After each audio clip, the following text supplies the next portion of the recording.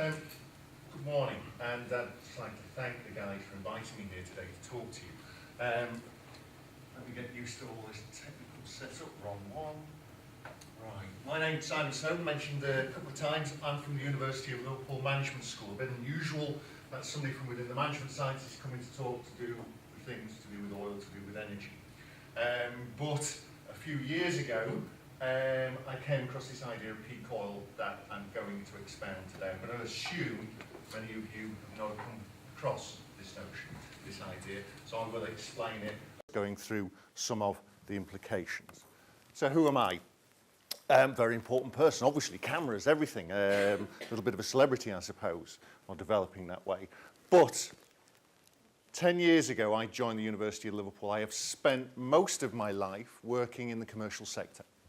I was recruited to the University of Liverpool because of the work I was doing in operations management within business economics, and hopefully to add something to the work that was done at the university. I joined originally the Agility Centre, an organisation that was set up to help small organisations, SMEs, in the Liverpool Merseyside region develop a certain amount of adaptability, a certain amount of flexibility. So as challenges were brought to them, as they began to face kind of turbulence in the marketplace, they were able to rapidly change direction. And we helped develop this capability throughout the Merseyside region. But about 5-6 years ago, I was asked to do some teaching to engineering and science students to show them how to turn a good idea into a good product. Basically, a little bit of business management. So when they left the university, they're of more use to the commercial sector. Okay, they had all the ideas around science, but they also understand a bit about how to manage a business. And the way in which I decided to do it was to take a case study based around the hydrogen economy, the idea of using hydrogen as a replacement for lots of the sources of energy that we utilise today. And I thought it was a good idea to do that because I could talk about climate change. I could talk about something I thought youth would like, would be interested in. But I also came across another idea at the same point, this idea of peak oil. And my first gut reaction was, oh God, something else we have to be scared of, something else we have to worry about. And I'm not somebody who actually likes the idea of continually being scared and worried about issues. But peak oil, an idea I'm going to expound a bit more in a minute, is one of those things that gets under your skin and you begin to slowly realise the criticality of it and, unfortunately, the imminent nature of it.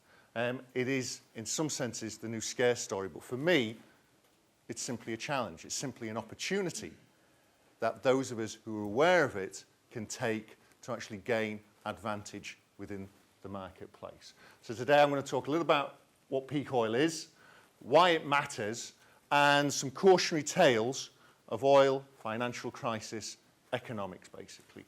Okay? So what is peak oil? What is this phenomena, peak oil? It's essentially just an idea based on geology. That one, oil is a non-renewable source that was laid down many millions of years ago under some very specific conditions. And it is a resource that, as we use it, we're using it up. It's slowly depleting. Okay? So the minute we start to use this resource, we're depleting it. We're going to get to a point where we're not going to get much more out of the ground.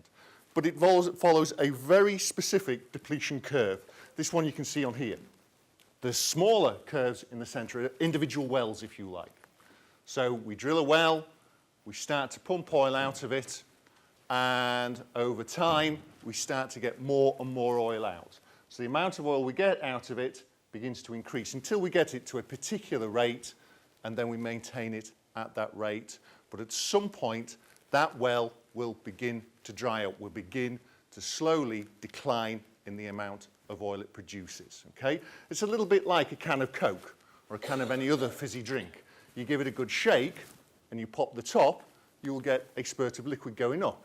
It will go up slowly to a height, maintain that height, and then as the pressure equalises between what's in the can and the atmosphere, that spurt will drop off again as it empties the can. and there will be some left in the can as well. And if you add up lots of those, you just get one large depletion curve.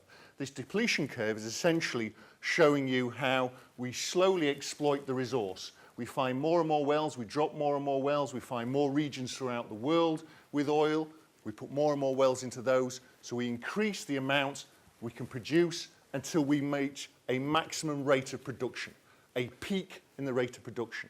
That is peak oil. Once we've reached that maximum rate of production, we will not be able to increase it anymore.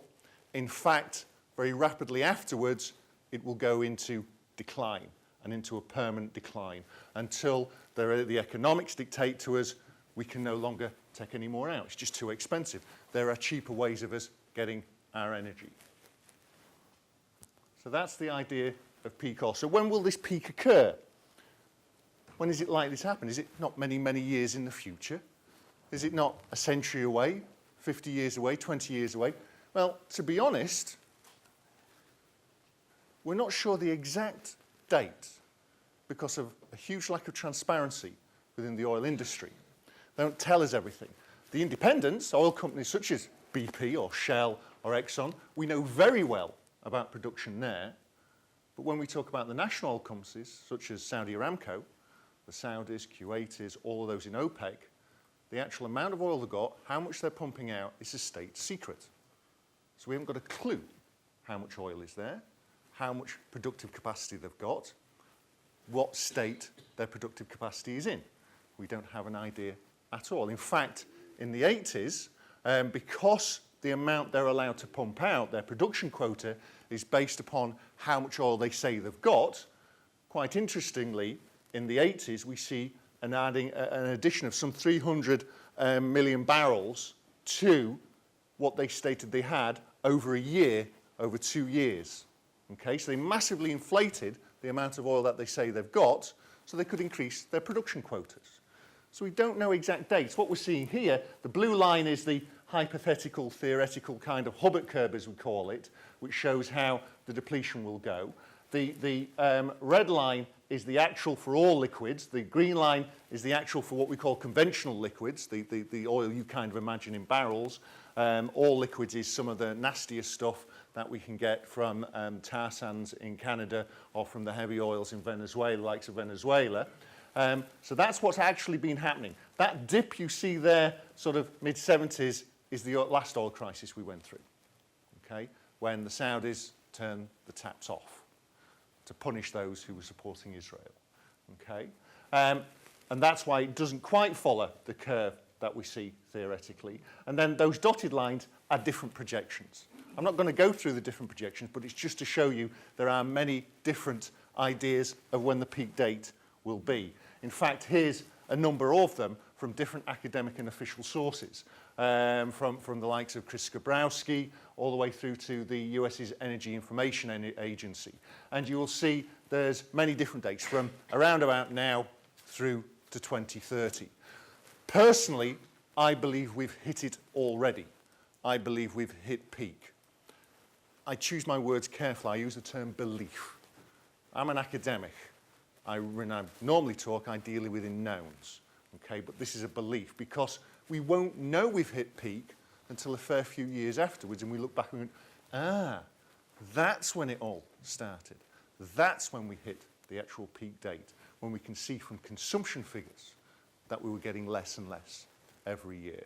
But at the moment, for very specific reasons which I hope to go into, I believe it's already occurred. And what we've just been through, or going through, should I say, the credit crunch, is in actual fact the first of the oil shocks, the first of many that we will need to deal with in the coming years until we begin to move our economies away from oil.